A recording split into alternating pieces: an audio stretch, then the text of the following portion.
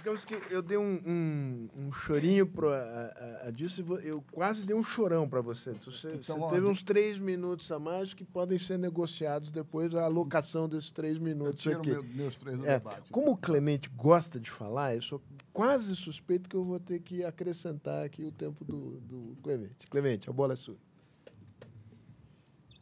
Bom, bom dia.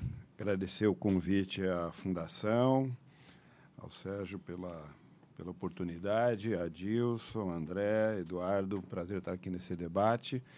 Eu não vou debater a reforma em si, no seu conteúdo específico.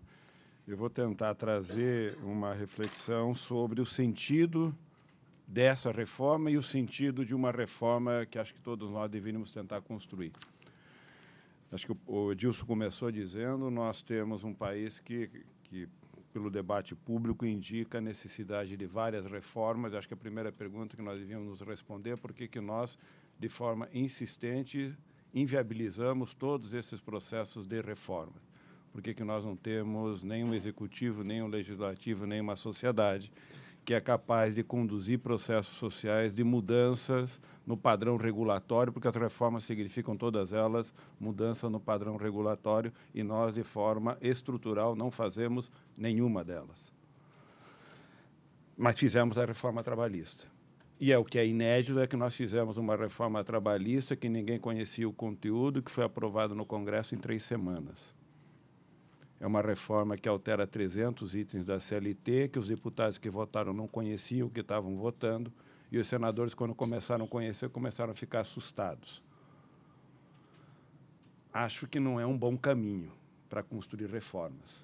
Então, o exemplo que nós demos na construção é um testemunho contrário a tudo aquilo que uma sociedade que se propõe ser uma sociedade civilizada, democrática e que apoia as suas instituições, faça uso das suas instituições para fazer esse tipo de procedimento. E quero dizer por que eu acho que isso é uma tragédia. Porque nós, primeiro, nos esquecemos que nós estamos regulando relações sociais de produção. No pós-guerra, o acordo que deu na social-democracia europeia, que virou um padrão para regular relações sociais no capitalismo, foi empresas fortes, sindicatos fortes, regulando as relações sociais de produção e a distribuição da riqueza no momento da produção. O resultado econômico acumulado pela empresa ou pelo crescimento dos salários será tributado progressivamente pelo Estado, que devolverá políticas públicas universais. Esse é o acordo. Nós estamos mexendo nesse acordo. Em uma sociedade que não cumpriu essa tarefa ainda. Numa sociedade, e acho que nós temos acordo também, que ao regular as relações sociais de produção, nós estamos, na verdade, regulando a capacidade de incrementar a produtividade nessa economia e distribuir seus resultados. Se nós tivermos acordo que o crescimento da produtividade é sinônimo de crescimento econômico e que a regulação social significa definir um padrão de desenvolvimento, portanto, de distribuição do incremento da produtividade, nós devíamos pensar uma reforma que incrementa as relações sociais de produção para o incremento da produtividade com capacidade política de distribuição dos seus resultados. Qual é o resultado político dessa engenharia institucional? Se perguntar para um parlamentar, eu vou ser generoso e dizer que talvez 0,1% consiga responder. Mas aprovou uma reforma trabalhista, que vai afetar a vida de milhões de brasileiros e brasileiras e de milhões de empresas. Empresas, como bem disse o André, que são predominantemente micro e pequenas empresas, que, diferente da Alemanha, no qual uma micro e pequena empresa tem 60% da produtividade de uma grande empresa, no Brasil, essa micro e pequena empresa tem menos de 10% de produtividade. Um sistema de relações de trabalho devia olhar para isso e dizer nós precisamos fazer com que essas micro e pequenas empresas adquiram musculatura para ter um ganho de produtividade de 50%, 60%, que é o que os países que promoveram o desenvolvimento econômico fizeram do ponto de vista da organização da produção econômica. O nosso sistema de relações de trabalho foi profundamente alterado e não há nenhuma inteligência jogada sobre esses problemas para que esse sistema responda. Aí eu discordo do André. Essa intencionalidade não está colocada na reforma, André, infelizmente. Porque se tivesse, e o que você apresentou fosse uma construção racional e inteligente para promover isso, eu acho que a gente podia estar discutindo os seus resultados. Não há um indicador de resultado de impacto dessa reforma sobre nenhum aspecto. Nenhum. É uma decisão estúpida o que nós fizemos com as empresas, com os trabalhadores e com o Estado brasileiro. Estúpida por quê? Porque nós não entregamos para a sociedade nenhuma referência dos impactos que essa reforma vai promover sobre a vida dos trabalhadores, sobre a vida das empresas e sobre a vida do Estado brasileiro. Eu tenho dito, a discussão da reforma da Previdência é inócua. Ela não precisa mais ser feita. A reforma da Previdência já foi feita com a reforma trabalhista. Nós excluímos de 50 a 60 milhões de brasileiros do acesso à Previdência. Está dado. Esquece, não acessarão mais. Então, é uma questão de tempo, para nós termos a massa de trabalhadores excluídos da Previdência. O nosso problema é o que nós fazemos com os aposentados atuais, que não terão como ser financiados pelo pessoal da ativa. Esse é o problema. Mas isso não é uma coisa que interessa. Nós não mensuramos qual é o impacto disso. Os parlamentares decidiram sem saber qual é o impacto disso. Nós não mensuramos qual é o impacto sobre o imposto de renda, nós não mensuramos qual é o impacto sobre o fundo de garantia, nós não mensuramos nada disso. A política de saneamento e de financiamento da habitação que vem do fundo de garantia não precisa ser mensurada. Nós fazemos a reforma. Que reforma? Então, eu acho que isso é o pano de fundo. Desculpe ser muito claro, mas eu acho que o país, se continuar nessa trajetória, gerará resultados muito difíceis para estabelecer a convivência em uma das maiores economias do planeta. Mas eu acho que era necessária uma reforma. Por que é necessária uma reforma? As outras todas, não vou dizer por quê, mas essa acho que é objeto do nosso debate, precisa ser compreendida por nós. É necessária uma reforma trabalhista e nela, dessa aqui que está contida, tem uma reforma sindical perversa e com uma intencionalidade, infelizmente, não declarada publicamente, mas de quebrar os sindicatos, que precisa ser compreendida. Essa reforma não é a reforma que eu acho que a realidade está exigindo para construir um país desenvolvido. Ela é coerente com várias intenções que estão em curso e que nós precisamos entender e que nós vamos precisar ter respostas. Quais são as mudanças que exigem uma reforma? A estrutura sindical e o sistema de relações de trabalho desenhados no pós-guerra é de uma economia industrializante. O sindicato é uma construção de base industrial. E nós saímos de uma economia de base industrial para uma economia que, predominantemente, passa a se articular na produção de serviços. 70% a 80% do emprego urbano é no setor de serviços. E, combinado com ele, uma expansão do emprego público pelos serviços públicos. Se nós olharmos a estrutura sindical no mundo e no Brasil, nós temos um sindicato industrial dentro do emprego público, nós temos um sindicato industrial dentro do emprego de serviço. Sindicalmente é inadequado, mas nós não mexemos nisso. Nós, do movimento sindical. E esse é um outro mundo. Esse é um outro mundo para regular a produtividade, para incrementar a produtividade e assim por diante. Nós não respondemos como é que nós vamos fazer incremento de produtividade destruindo a indústria nacional brasileira. Eu não sei. Eu acho que não há inteligência sobre isso. Há estupidez. Não vejo experiência no mundo capaz de afirmar que uma economia como é a brasileira, 7ª, 8ª economia do mundo, seja capaz de sustentar uma estratégia de desenvolvimento sem base industrial. Eu não consigo entender. Mas uma economia que cresce na área de serviços. Sim, cresce na área de serviços. Parte deles para a indústria, que está sendo desmobilizada. André, eu não consigo ver. Eu não consigo enxergar a alternativa de incremento de produtividade com o que nós estamos fazendo. Não vejo. Então, qual é a possibilidade de sucesso disso? Econômico. E aí tenho convergência no sentido da interpretação de que, diante desse fracasso econômico, é melhor que a gente abra as portas do inferno e veja quem topa entrar nele.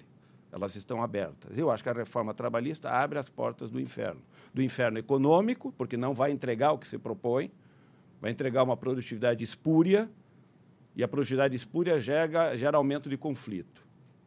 Abertas as portas do inferno, quem topar entrar, é difícil de sair. Eu não vejo ninguém que entrou e voltou para dizer como é. Não acho que esse seja um processo de desenvolvimento. E, portanto, se não é, nós temos que ter uma alternativa. Qual é a alternativa que nós vamos apresentar? Que tem nele um sistema de relações de trabalho coerente. O que é coerente? Qual é o projeto que nós queremos entregar para trazer esses milhões que o André colocou, que estão na chamada informalidade ou ilegalidade, para um sistema protetivo? Qual é o sistema protetivo?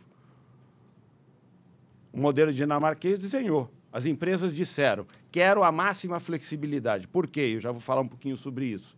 Quero a máxima flexibilidade para contratar e demitir. Ok. Será dada às empresas a máxima flexibilidade para contratar e demitir. Qual é o acordo social feito? O Estado dará a máxima proteção para o trabalhador demitido. O trabalhador demitido tem até 3 anos de seguro-desemprego com 80% do seu salário.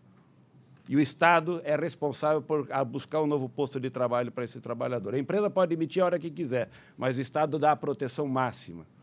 Esse é um acordo. O acordo chamado modelo dinamarquês. O que eu chamo de acordo e sistema é disso. Então, as empresas precisam de flexibilidade. Por quê? Porque essas empresas estão indo para uma economia de serviços com todas as características, que exigem muita flexibilidade. Ótimo. Exige para a produção, para ter incremento de produtividade. Qual é o outro retorno? Não é um retorno só humanitário, do direito, que é fundamental. É um retorno econômico.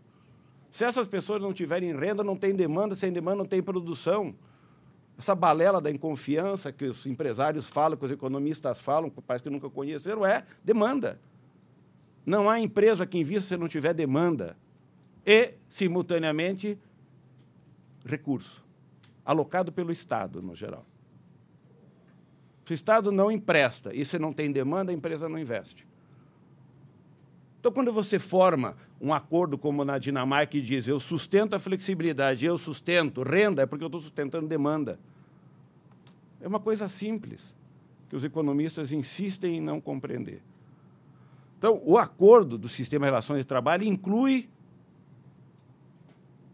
como parte desse modelo, do que a gente está querendo fazer. Você me permite uma parte?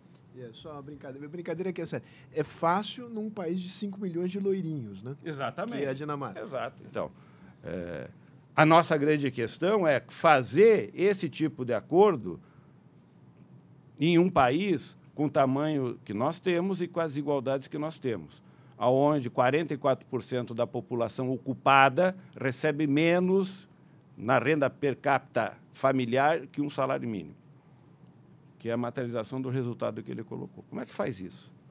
Como é que você faz esse pacto dinamarquês ocupar esse território com esse tamanho, com essa população e com esse nível de desigualdade? Portanto, o nosso acordo aqui social é um acordo centenas de vezes mais complexo e difícil de ser feito e materializado. Significa um nível de compromisso da sociedade com aquilo que vai ser proposto que nós não temos cultura para construir, até agora. E nós temos que nos desafiar a construir. As empresas estão mudando. O comando das empresas mudam. O setor financeiro, os investidores e os rentistas controlam cada vez mais as empresas. Das 43 mil empresas multinacionais, 750 delas controlam 80% do patrimônio dessas empresas. 40% do patrimônio das 43 mil empresas é propriedade de 100 empresas multinacionais, todas elas do setor financeiro. É o setor financeiro que define o comando das empresas produtivas com uma outra lógica, que não é a lógica que selou o pacto pós-guerra. É um outro pacto. E é um pacto que está mostrando que a sociedade aumentará a desigualdade de forma exponencial. Portanto, é uma outra sociedade que está aparecendo no mundo. O nosso sistema de relações de trabalho é parte de uma mudança no sistema de relações de trabalho no mundo. De 2008 a 2014, foram 110 países aqueles que fizeram reformas trabalhistas. 642 reformas trabalhistas feitas em 110 países. O que essas reformas têm como eixo condutor? Flexibilização do contrato de trabalho, das formas de contratação que nós estamos fazendo. Flexibilização de jornada de trabalho que nós estamos fazendo. Flexibilização de salário que nós estamos fazendo. Flexibilização de direito que nós estamos fazendo.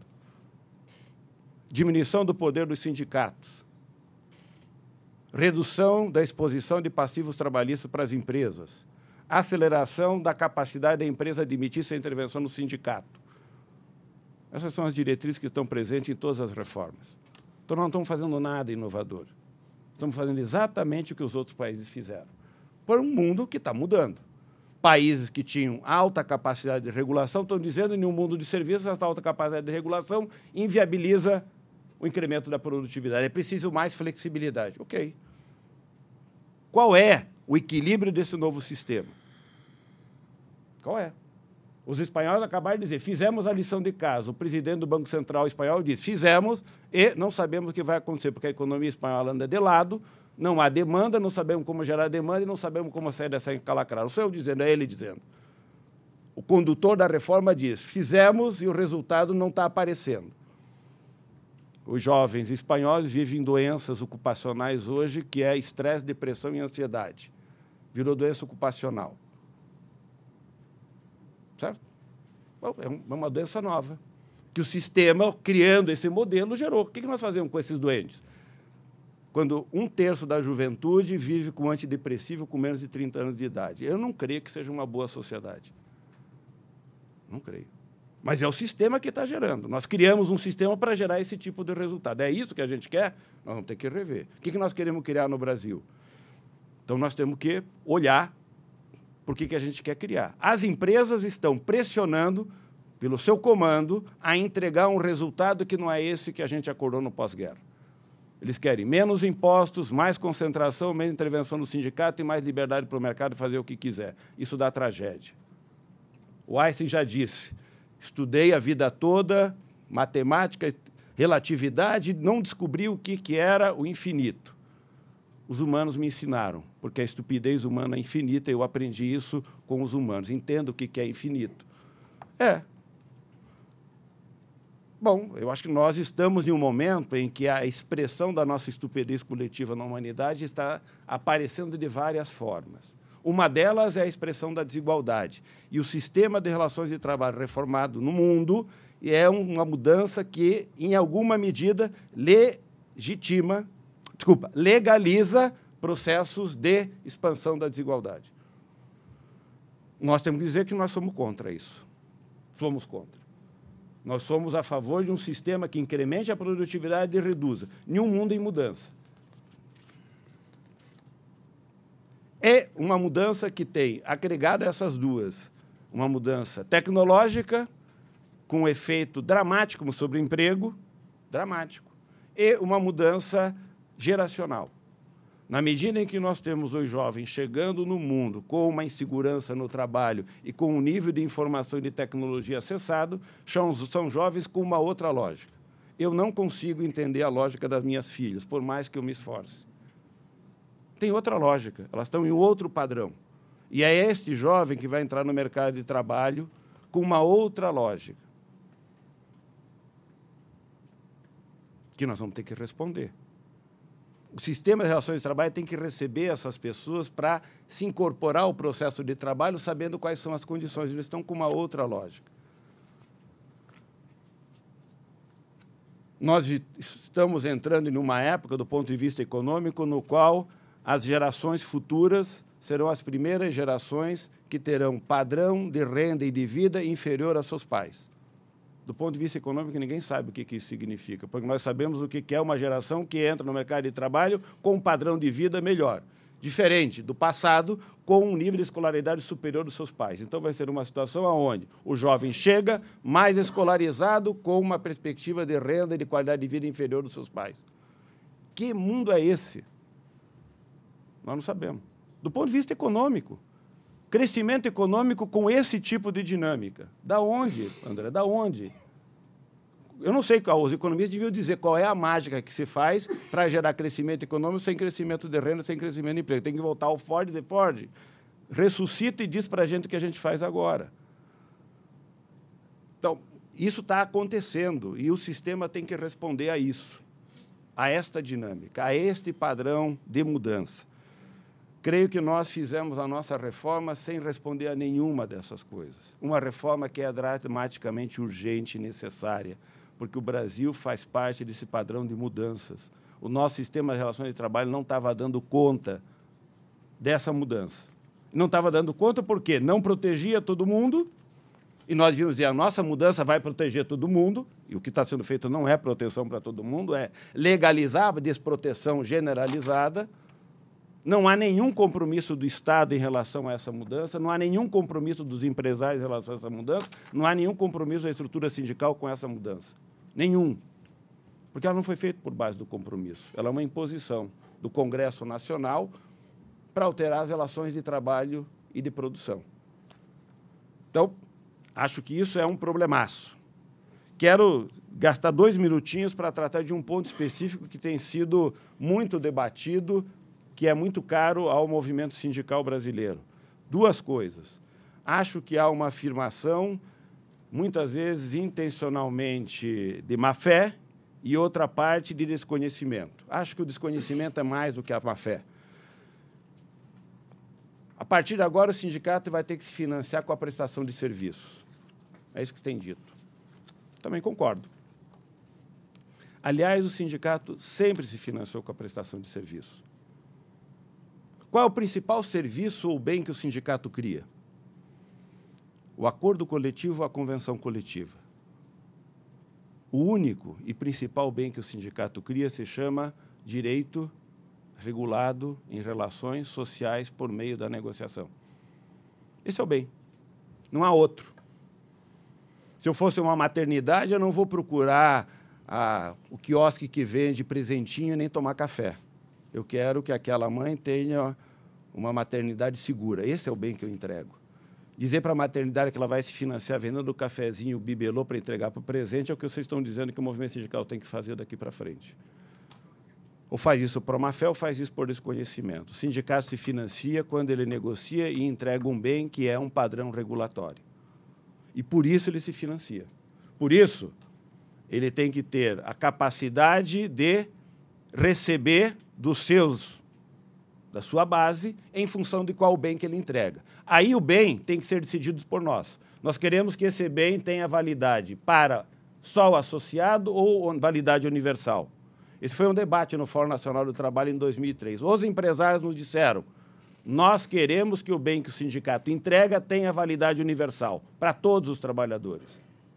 Se é isso, e nós também concordamos que pode ser isso, tem um modelo de financiamento, que é os beneficiários desse bem financiam a sua realização. Primeiro, autoriza o sindicato a construir o bem. Está autorizado a negociar. Se negociar, nós vamos financiar. Uma assembleia de condomínio. Chama todos os condôminos, decide qual é o investimento que vai fazer, decidido, todos são obrigados a pagar. É assim.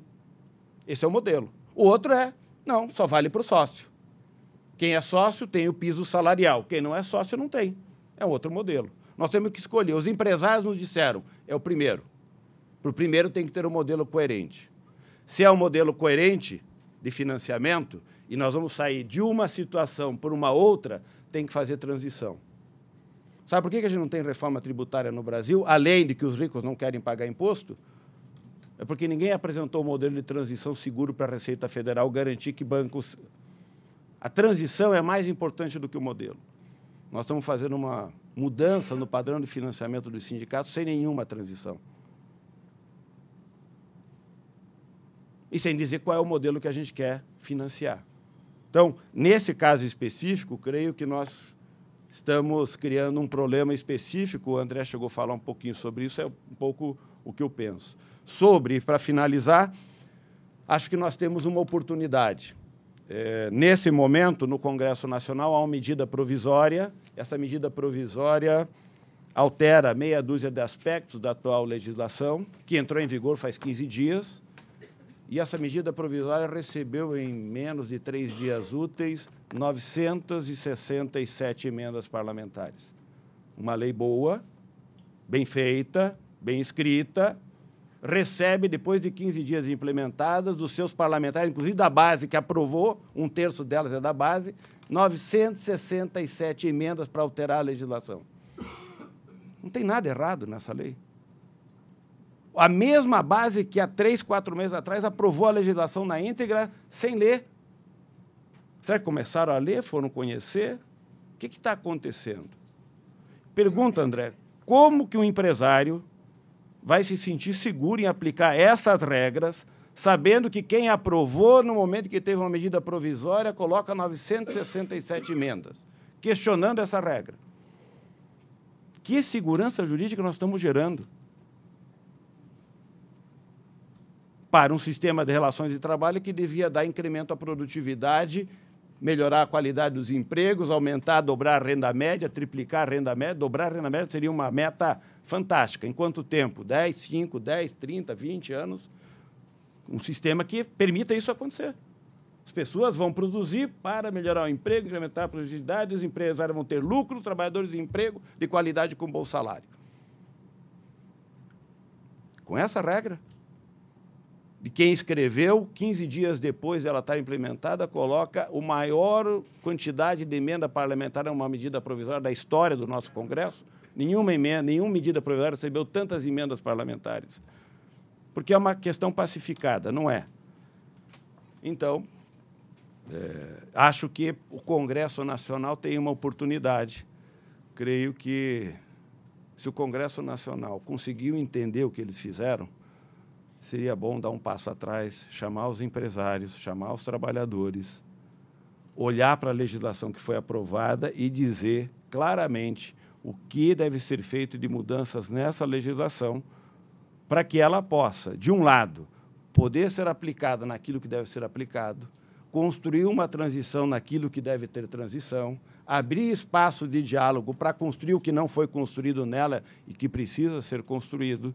Como disse a Adilson, talvez constituir um Conselho Nacional de Relações de Trabalho como espaço permanente de acompanhamento e modernização permanente do sistema de relações de trabalho no Brasil, que dê segurança jurídica às empresas e dê segurança jurídica e proteção aos trabalhadores.